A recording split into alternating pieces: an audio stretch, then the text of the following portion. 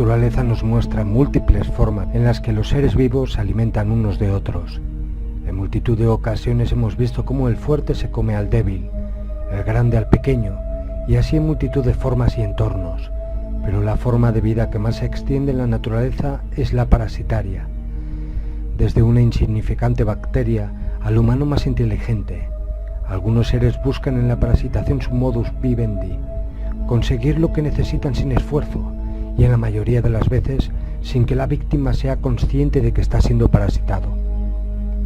Es de todas las formas de vida la más injusta y la que más odio y desprecio despierta, ya que utilizan la debilidad y la inocencia ajena como medio de conseguir lo que se proponen. Son muchas las especies las que utilizan el parasitismo como medio de vida, ya sea para incubar huevos de otra ave o para inocular larvas que devoren lentamente a su víctima sin que ésta se percate.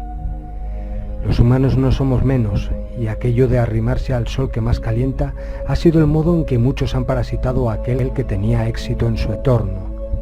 El pelota es solo un mediocre que trata de evitar que el resto se percate de su condición y parasita a todo aquel que pueda sustentarle en ese entorno, ya sea laboral o social. Cuando es nuestra energía el recurso que el resto parasita, el modo cambia y es más difícil de detectar. Muchos son los humanos que parasitan aún igual y extraen de él todo su potencial. Es difícil que seamos conscientes de esta forma parasitaria y nos obcequemos al buscar otras causas para ese repentino bajón energético, estrés, anemia, tensión baja. Pero nunca pensamos que alguien nos pueda parasitar o nos vampirice cada día en el trabajo o la reunión con los amigos. Las larvas astrales son un tipo de parásito que pasa totalmente desapercibido, provocando toda una vorágine emocional con la que alimentarse. Ahora bien, cuando el parásito es tangible e identificable, solo con eliminar nuestra presencia a su exposición, rápidamente la mejoría se nota y solo tendremos que limitarnos a evitar ese contacto dañino. Pero existen parásitos que escapan a nuestro rango sensitivo y que sacian sus necesidades básicas a nuestra costa. Para entender por qué nos parasitan hay que entender qué somos y qué tenemos para ser parasitados. Primeramente entender que somos unas entidades muy complejas, más de lo que pensamos, al margen de nuestro cuerpo, ese conjunto de material, piel, huesos, hay mucho más. Somos un cuerpo, una mente, un espíritu y un alma. Todo ello en conjunto son una forma de energía que fluye ilimitada, que vive y tiene conciencia de sí mismo. Nuestros limitados sentidos no perciben la constante emanación energética que nuestro cuerpo emite y cómo éste influye en todo el entorno, ni cómo esa energía es modulada y transformada por nuestros sentimientos y nuestras emociones, cómo esas sensaciones físicas provocan que la frecuencia se eleve o se deprima y cómo algunos de esos estados son ideales para ser parasitados. Existen varios tipos de parásitos y estos viven en lo que se ha denominado el astral, o lo que sería una densidad vibratoria más sutil a la que conocemos y tocamos. Muchos lo llaman bajo astral, otros prefieren llamarlo dimensión. Estos seres parasitarios tienen la capacidad de interactuar con nuestro entorno y pasar desapercibidos a nuestros limitados sentidos. Esto no quiere decir que no puedan ser sentidos o incluso vistos, para ello solo se requiere un cambio de conciencia. Es algo que no podrás sentir si no eres consciente de su existencia. A partir de ahí, estarás abierto a interactuar con estos parásitos. Los hay de varias clases y la gran mayoría son fáciles de evitar e incluso repeler. Todos y cada uno de los parásitos que voy a comentar se alimentan básicamente de lo mismo, energía negativa. La energía negativa, al ser impura, requiere de un consumo más intensivo para que ésta sacie y satisfaga las necesidades energéticas del parásito. Por lo tanto, una actitud positiva debería bastar para repelerlos, y una negativa, por lógica, acarrearía el efecto contrario, los atrae. La conexión con la fuente original, sin embargo, los quema. Nuestros cuerpos energéticos más sutiles son una fuente potencial de alimento de estos entes negativos.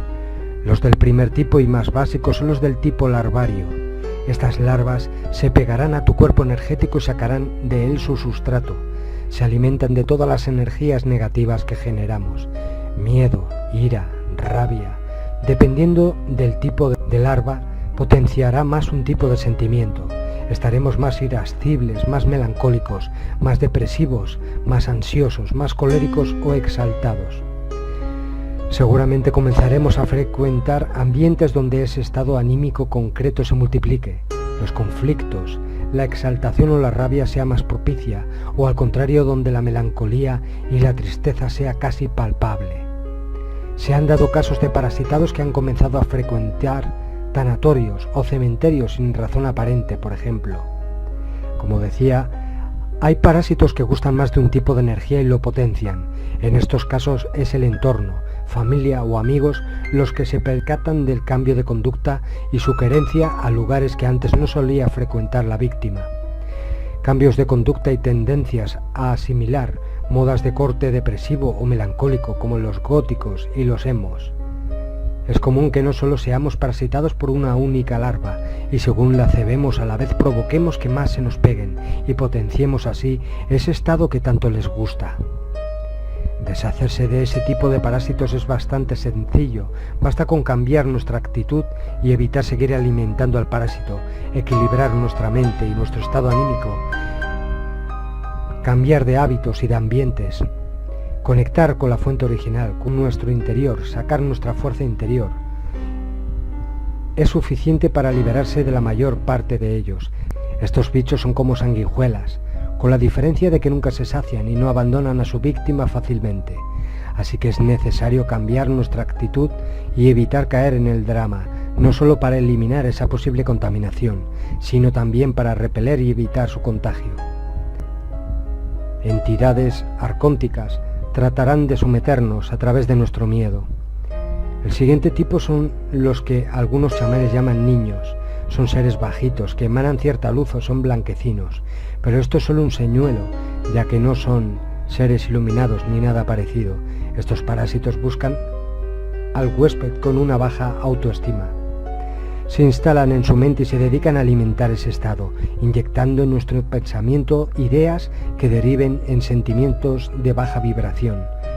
El parasitado se convierte en el típico quejica, que piensa que no vale nada, que no hace nada bien, que no merece vivir, que no encuentra sentido ni significado a su vida. El parásito alimentará esas sensaciones llevando al individuo a un perenne estado depresivo. Protegerse de estos parásitos es relativamente sencillo, ya que no seremos un buen huésped si tenemos la autoestima alta, pero al contrario que los anteriores, un cambio de actitud no es suficiente, ya que esperarán y atacarán de nuevo en cuanto la víctima baje la guardia, para volver a alimentar esos estados anímicos bajos. Debido a que este parásito se esconde en nuestro subconsciente, es necesario sacarlo de ahí, accediendo a ese rincón de nuestra mente mediante hipnosis, donde nuestro subconsciente es capaz de identificar al parásito y expulsarlo. Otra de las formas de echarlo es mediante estados de meditación, relajación profunda o incluso autohipnosis, donde en estado de frecuencia mental Z se puede acceder a él y echarlo de nuestra mente, también conectando con la fuente original, con el alma. Los últimos y más populares son los que comúnmente se conoce como demonios. Estos seres se alimentan del miedo y provocarán estados de pánico y terror para aumentar su energía. Todos somos susceptibles de ser visitados por ellos. Buscarán un carácter débil o una mente inmadura para comenzar a alimentar ese miedo. Si es un niño la víctima potencial, al principio tratará de ser su amigo y jugará con él, hasta que consiga la fuerza suficiente para comenzar a manifestarse. Si es un adulto, iniciará pequeños estados de miedo, moviendo objetos, dando golpes, rompiendo pequeños enseres. Una vez hayamos centrado nuestra atención en esas manifestaciones y comencemos a emanar miedo, este ente se alimentará y aumentará su capacidad energética, dando pie a que sus maniobras sean cada vez más complejas y necesite formas cada vez más rebuscadas de alimentar tu miedo, emitiendo ruidos guturales, chillidos o llantos. Una vez tenga suficiente energía comenzará a ser visible. Empezará a mostrarse como sombras, y esas sombras que al principio son esquivas, pronto se tornarán desafiantes y se mostrarán sin pudor alguno. Sombras sin rostro, cada vez más opacas y con distintos rasgos, garras, cuernos, etc., que tanto se ha relacionado con el arquetipo de demonio. Una vez este parásito se sienta con fuerzas y energías suficientes, tanteará para comprobar su poder y sienta la influencia que ejerce sobre la víctima. Iniciará el control mental de aquel que sepa más débil, hasta tomar el control total sobre el cuerpo de esa víctima escogida, lo que comúnmente se llama posesión. Evidentemente, hay que parar los pies a este parásito antes de que sea lo suficientemente fuerte para que logre su objetivo y sea cada vez más complicado echarlo. Llegados a este punto, hay que decir que este parásito no es más difícil de echar que los anteriores.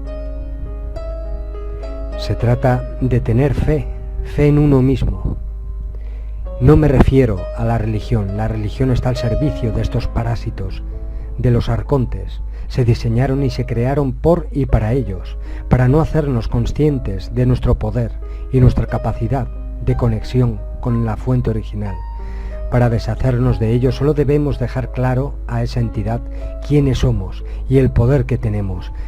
Somos entidades con alma, somos almas viviendo en cuerpos físicos y nosotros tenemos la capacidad de invocar la energía de la fuente original, de conectar y directamente echarlos. Podemos pedir ayuda. Cualquier alma con decisión puede repeler a estas entidades. Si creemos que estamos ante un ser superior de gran poder y tememos su presencia, le estaremos dando permiso para quedarse para siempre y que haga con nosotros lo que quiera. El último ente no puede ser denominado parásito como los anteriores, porque cuando roban energía normalmente no lo hacen a conciencia como los anteriores, y son los desencarnados, los fallecidos, los seres que fallecen apegados a su realidad física y se niegan a desapegarse de ella. Crean entornos mentales que les evitan salir de ese sueño eterno. Por norma general, estos fallecidos conviven con nosotros sin percatarse muchas veces de nuestra presencia. Ellos son inconscientes dentro de su estado y los vivos pasan desapercibidos en su realidad. Esto es lo normal, pero hay veces que estos fallecidos comienzan a ser conscientes de nuestra presencia y tratan de interactuar con nosotros inútilmente. Por lo tanto, en ese esfuerzo por hacerse ver y hacerse notar, consumirán gran cantidad de energía que recuperarán por contacto con esos seres vivos. Estos fallecidos que se percatan de ese traspaso de energía dentro de su inconsciencia pueden llegar a crear tendencias parasitarias y apegarse a un ser vivo de tal forma que ese ser absorba y somatice toda la influencia que ejerce el ser fallecido en él, como enfermedades o estados de ánimo bajos. Si somos conscientes de esto, solo debemos prestar nuestra ayuda y tratar de que ese ser fallecido, esa alma perdida, continúe su proceso donde le corresponde, llamando a sus guías o pidiendo la luz que precise para que halle el camino de vuelta a casa o conectándolo con la fuente original. La mejor manera de evitar ser parasitados es tratar de no caer en estados de ánimo bajos, sentirnos inferiores, alimentar nuestros dramas, vivir en un estado constante de irascibilidad, miedo o depresión. Pueden ser los detonantes para atraer a estos parásitos. En muchas ocasiones y ante situaciones de comportamiento extremos, es el sujeto el que en frío tome conciencia de su actuación y se diga: ese no era yo, o cómo pude hacer algo tan inhumano. Pues básicamente porque no estaba totalmente consciente o estaba bajo una parasitaria o sibilina influencia. Fueron susurrados y actuaron bajo su tentadora influencia, que cegó a su víctima y provocó una situación de la que solo salieron beneficiados los parásitos.